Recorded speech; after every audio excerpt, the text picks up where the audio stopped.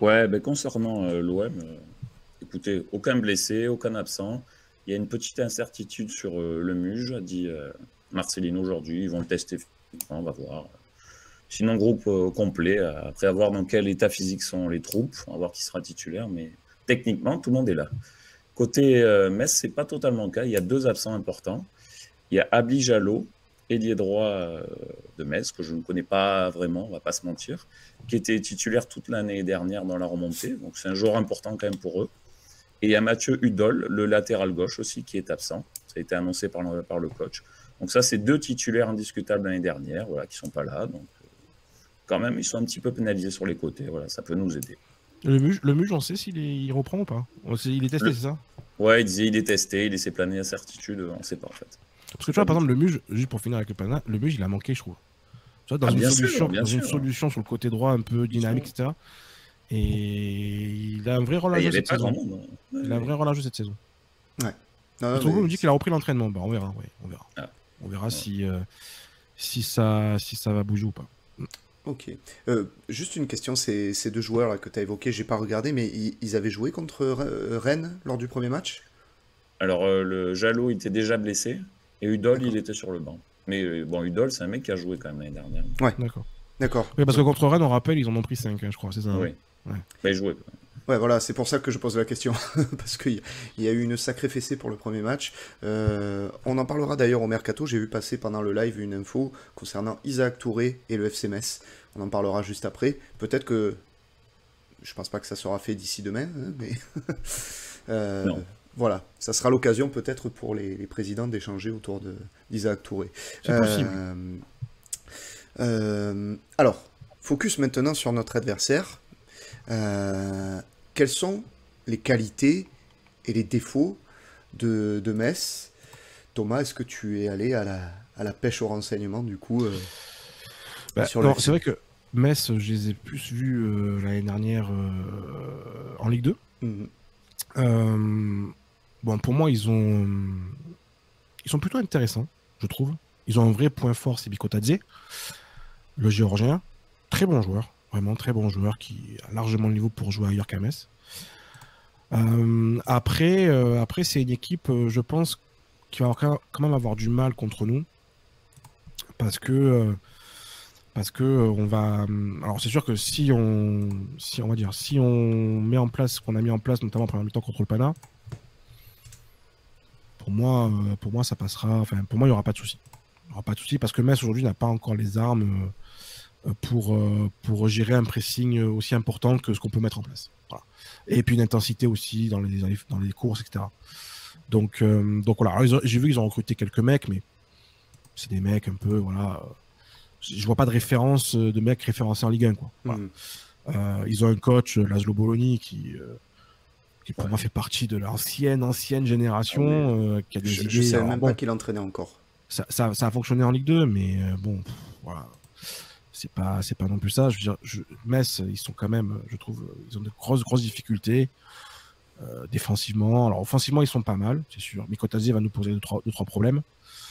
Mais honnêtement, dans ce match-là, si on prend les choses sérieusement, on doit prendre le ballon, on doit leur imposer notre style de jeu. Et ouais, il y aura 2-3 contres peut-être de Metz, mais sinon, voilà, on doit pouvoir gérer ce match. Même si, bon, on va en parler après, mais même si physiquement ça va être compliqué, je pense qu'il va falloir faire un petit turnover quand même. Mais voilà, je pense que normalement, on devrait s'en sortir. D'accord. Ouais. On devrait s'en sortir. Axel, tu partages cet avis? Oui, je pense. Enfin, il y a quand même l'incertitude physique et mentale de l'équipe. Je ne sais pas comment ils vont réagir. J'espère qu'ils vont profiter de ce match justement pour un peu se laver le cerveau et réagir et planter quelques buts. En face, par contre, Metz, j'ai vu que le gardien, c'est une passoire. Hein.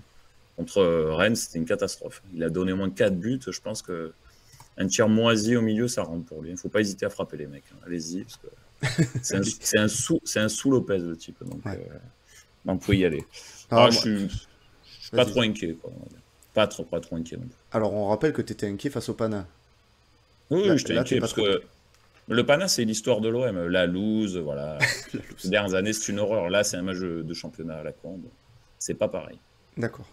Moi, c'est vrai que c'est vrai que on peut pas s'empêcher de dire que voilà, c'est un promu, ils ont pris une fessée déjà lors du premier match, on voit qu'il y a de la fébrilité en défense notamment, et que normalement, si on met les ingrédients qu'il faut, ça devrait passer.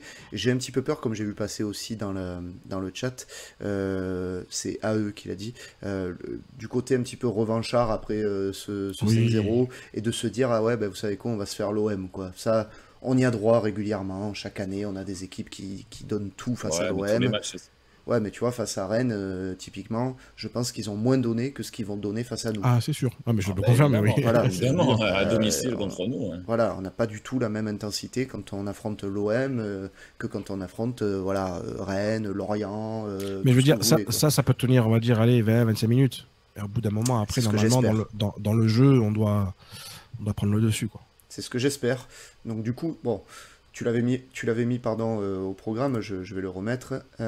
Tu avais mis, est-ce que c'est une victoire qui va être difficile à obtenir? On répond en partie à la question déjà. Oui, oui, alors, pour moi, c'est quand même un match qu'on doit pouvoir maîtriser. Maintenant, c'est vrai que, pourquoi j'ai mis ce titre-là? Parce qu'on joue quand même, du coup, 3 jours 3 jours après après. une prolongation, une défaite, vous m'avez compris. Avec des joueurs, je pense notamment à Renan Lodi et Jonathan Claude qui ont quand même fini le match bien fatigués, bien marqués physiquement. Mentalement Voilà, aussi, hein. Ah ben, c'est sûr que mentalement, alors ça va dépendre. Est-ce qu'il y a des joueurs qui sont plus marqués que d'autres? On verra, hein, ça c'est toujours pareil. Hein. Ça, c'est à Marcelino aussi de faire le tri, hein, je pense. Il doit avoir un peu les troupes comme elles sont. Mais voilà, après, je veux dire, s'il y a que nous, en fait, pour moi, entre guillemets, il y a que nous dans ce match-là. C'est-à-dire que c'est nous, notre état d'esprit, notre condition physique. Ouais, Voilà. ça dépendra que de nous, quoi. C'est ça qui peut nous mettre en difficulté, je trouve. Hein. Alors après, Metz fera peut-être un très bon match, il n'y a pas de problème. Hein. Mais normalement, je veux dire, nous, à notre niveau, comme première mi-temps du Panathinaikos, voilà, Panathinaikos, ils sont au même niveau que Metz, hein, on va pas se mentir, hein, c'est à peu près, voilà, c'est même un peu mieux, je trouve. Donc voilà. Je veux dire, si on joue à notre niveau, comme on l'a montré en première mi-temps contre le Pana, ça ne doit pas faire un pli. Enfin, oui, ça va peut-être durer 60 minutes, puis après, voilà, on va faire la différence à ce moment-là. Ouais, ouais. On nous pose la question, alors on va y venir du coup à la compo, puisque c'est Loïc qui nous demande peut-on donner la chance à Soglo sur le côté gauche pour reposer Lodi? On peut commencer à faire On peut faire la le compo, 11 ouais. si vous voulez. Allez, c'est parti, on va le faire tout de suite. Alors après, Marcelino, je crois qu'en conférence de presse, il me semble, a dit. A lancé un petit. Oui. Un petit truc, alors, que les gens interprétaient par rapport à Longoria en disant, ouais, il me manque des joueurs. Mais il a dit, le turnover, je vais faire ce que je peux. En gros, hein, c'est plus ou moins ce qu'il a dit. Il a dit, par la force des choses, je vais pas non plus pouvoir faire 11 changements, quoi. C'est un peu ça, quoi. C'est une pique, hein. Oui, c'est une petite pique, dans le sens, il me manque des joueurs. Oui, potentiellement, oui. Alors, je vais vous proposer, comme d'habitude, de faire, on va aller vite sur cette partie-là, un sondage pour la défense. Alors déjà, peut-être Soglo, on va régler ce cas tout de suite. Soglo ou Lodi? Soglo ou Lodi? Voilà. Je vais vous mettre un petit sondage. Soglo, Lodi. Hop, vous nous dites qui vous voulez pour démarrer ce match. Et puis on l'affiche. Toi, tu mises... Enfin, tu mises. Tu voudrais qui, Axel? Soglo ou Lodi? Ah, ouais, Soglo, allez, on essaie. On essaie Soglo, c'est pas non plus un gros adversaire. Et Lodi a fini vraiment cramé sur le dernier match. Ouais. Je tente Soglo, ouais. D'accord. Et toi, Thomas? Pareil. C'est typiquement le genre de match où tu dois lancer tes jeunes. D'accord. Ouais, contre Metz, un promu, alors même si c'est à l'extérieur, je peux vous dire que le stade de Metz, à 70%, il sera olympien. Donc voilà, je veux dire... Non, c'est le type de match où il faut le faire rentrer. Voilà. Lodi, surtout, Lodi a vraiment terminé le match très très très marqué. Il voulait sortir au bout de... Ouais. En milieu de la prolongation, et Marcelino lui a dit non, tu sors pas, tu restes là. Donc, je veux dire, là, à mon avis, il est quand même bien entamé. Allez, écoutez, alors c'est serré, hein, je vous le dis dans le sondage, puisque c'est 55, 54.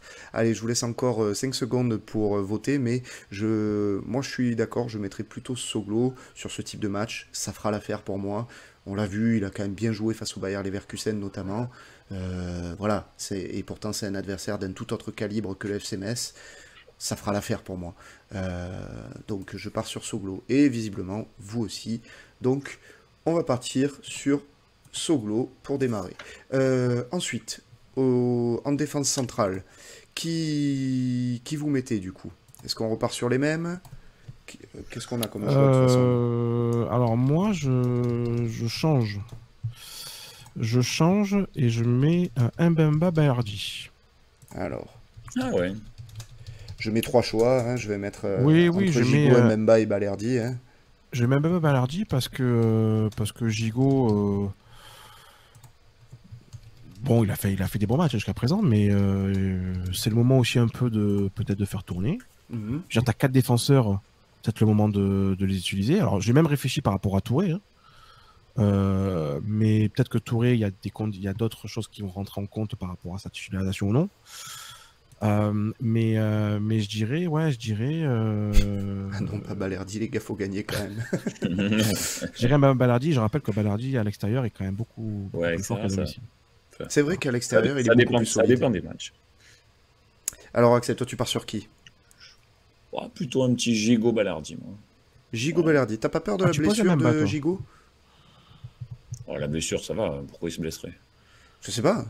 Bah, Non, il a mais raté, parce raté qu'il était fatigué, 20 matchs la parce saison que- dernière pour blessure. Donc, Ouais, voilà. Non, 20, oui, mais il y avait eu une grosse blessure.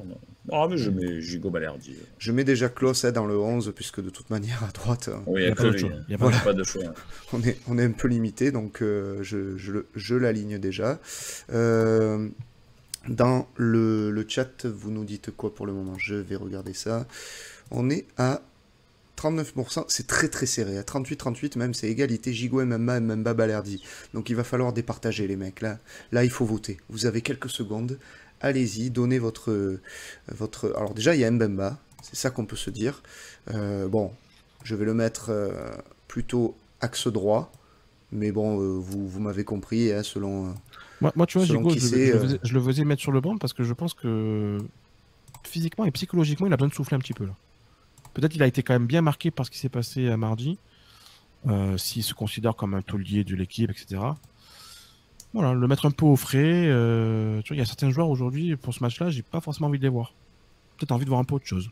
Voilà. Alors, au risque de te décevoir, c'est Gigot qui est plébiscité. Donc on partirait sur une Gigot Mbemba, donc la même défense que face au Pana. Je vais l'afficher tout de suite. Voilà, elle est là, cette défense. On suit vos votes, et c'est vous qui faites l'équipe avec nous. Ensuite, parce que nous aussi on participe au vote, hein, en fait, qu'on met dans le chat, donc on le fait avec vous. Ensuite, au milieu, qu'est-ce qu'on fait? On retente la ronge tout, ou on remet... De toute façon, il y a Kondogbia, là. Alors, t'as plusieurs choix en fait. Hein. Ouais. T'as Kondogbia, Verretou, Rongier et Guendouzi. On peut considérer que... Alors, Kondogbia, Ouais. Verretou, je vais mettre. C'est le premier choix peut-être de Marcelino. Ouais, Kondogbia, Rongier. Kondogbia, Rongier. Je pense que Guendouzi, malheureusement... C'est quoi, tu fais Ça Kondogbia, va. Verretou, Kondogbia, Rongier, tu fais la ronge-tout. Ouais. Et tu mets Guendouzi plus un autre, plus un des trois. Voilà. Histoire qu'on puisse avoir le maximum de choix. Allez, voilà. Hop, on vous demande votre avis. Allez-y, allez-y. Votez vite, les amis. Moi, je partirai sur Kondogbia Rongier. Je partirai sur un Kondogbia Rongier. Je m'explique. Je sais que toi, tu rigoles déjà en entendant ça. Je m'explique. C'est juste qu'en fait, pour un côté physique, je pense que Rongier a plus de caisse qu'un Verretou et qui risque moins de subir, on va dire, cette fatigue après le gros match de Verretou face au Pana. Enfin, pour moi, Verretou va avoir plus de mal physiquement qu'un Rongier, et tout simplement, je le ferai rentrer peut-être, tu vois, en cours de match, il n'y a pas de souci. Déjà, je mets Kondogbia parce que c'est le seul qui n'a pas joué, et que de toute manière, voilà, c'est lui le titulaire indiscutable. Mais voilà, pour un côté vraiment purement physique, je mettrai Rongier. Toi, je sais que t'es pas d'accord, du coup, Thomas. Non, parce que Rongier fait partie de ces joueurs-là que ça doit pas démarrer le match de Metz. Pourquoi? Très déçu de Ah ouais, finalement dans ce cas-là, de t'enlèves ce la qui... moitié de l'équipe. Non, je t'ai dit, moi j'ai mis les 3 joueurs en avant, les 3 capitaines qui ont pour moi pas répondu présent dans un moment très compliqué pour nous. Donc pour moi, ces 3 joueurs-là doivent pas être sur le terrain au prochain match. C'est pas une sanction, hein, c'est simplement ces joueurs-là, psychologiquement, il faut les faire un peu souffler parce qu'ils ont failli dans un match très important. Donc je mets pas Rongier. Donc après, Guendouzi encore moins. Donc du coup, Tu pars sur Verretou. Kondogbia Verretou, limite par défaut. Qui sera sûrement le choix de toute façon de Marcelino, hein, on va c'est pas pas se le dit, hein. cacher. Je sais pas. Tu crois? Ouais, je pense qu'il y a débat. Hein. Je pense qu'il y a vraiment débat. Alors on part assez largement pour le moment sur une Kondogbia Rongier. Si les arguments de Thomas vous ont convaincu, ben allez-y, votez. Axel, toi tu partirais sur quoi? Allez, je vais un petit peu innover, faire un truc un peu... oulala. Je mettrais bien un petit Kondogbia Unai au milieu. Ah oui, toi tu fais un truc oui, c'est vrai que on pouvait Tu penser. suis ce que nous dit Abba aussi dans le chat. Pourquoi pas, on peut le tenter. Parce qu'Unai, sur le côté, moi, il m'a pas du tout donné satisfaction. C'est vrai. Je trouve qu'il est inadapté au poste, donc un petit Kondogbia Unai pour tenter. Plus il est sorti avant les autres, donc il est peut-être un peu moins fatigué. Un petit Kondogbia Unai. Le problème, c'est que t'as pas de solution à gauche. Ah, on peut en trouver, t'inquiète. Alors, on peut en trouver le blanc, tu sais, derrière. Bon, ça part sur une Kondogbia Rongier, hein, je vous le mets en direct, Oui. Du coup, Rongier, hop, on va le faire, vous allez me voir un peu bricoler, mais c'est pas grave. Tac, on part sur une Kondogbia Rongier. Alors, du coup, ça veut dire que sur les côtés, à qui vous pensez? Thomas? Toi, tu partirais sur quoi? Est-ce qu'on met le Muge?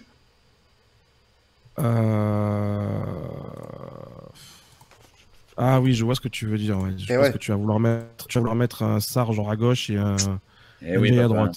J'aime pas. C'est un peu de bricolage, mais... Pas ça, pas forcément.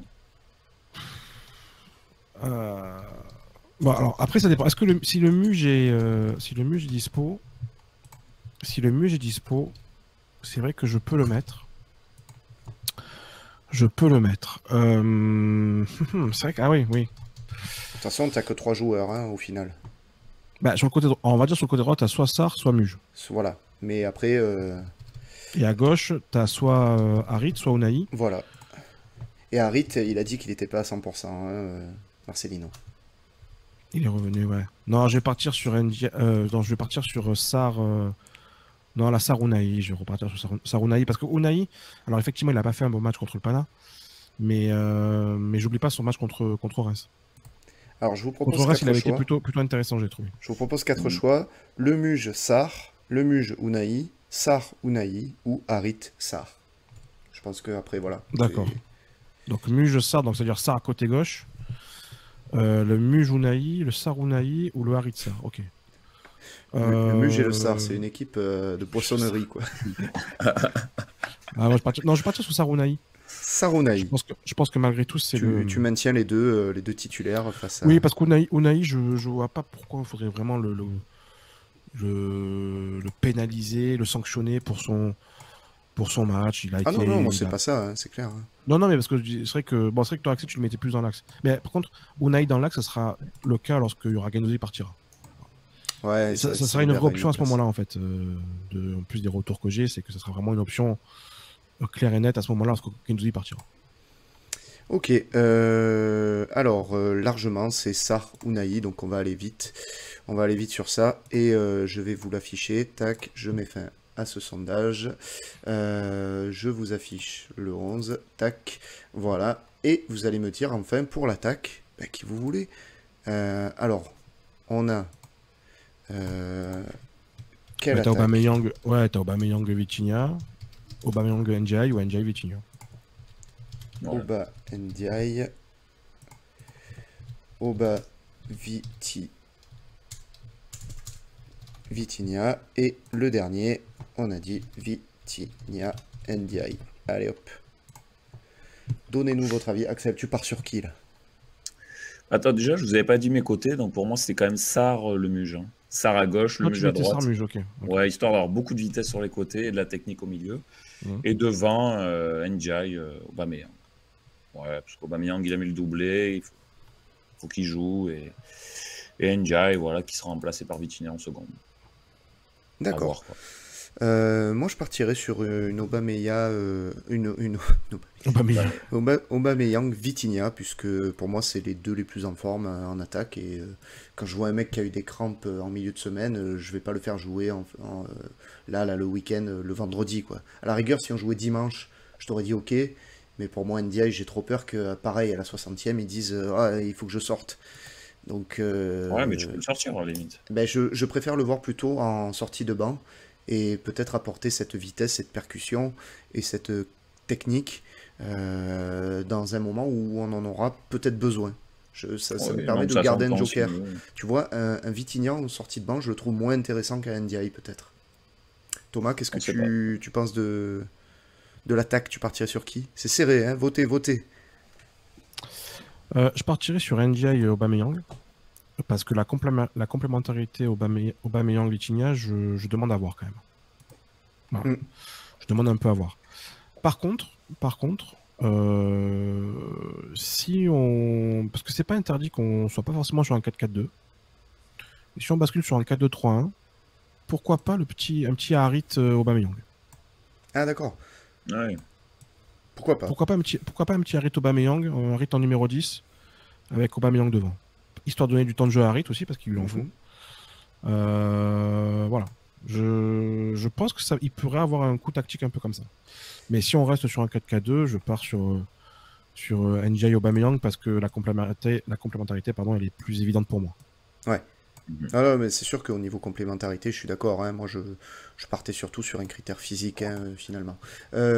Ok, bah, écoute, le chat t'a suivi et donne Aubameyang NDI. Donc voilà l'équipe de la tribune olympienne pour démarrer ce match face à Metz. Bon, ça va quand même, hein, il y a tous les ingrédients qu'il faut pour aller gagner à Metz, hein, je me Puis dis. là, tu vois, Soglo, il est quand même bien entouré, hein, à ce Ouais. moment-là. Je veux dire, t'as Oui. Rongier et Mbemba qui sont là pour le gérer un peu. Bon.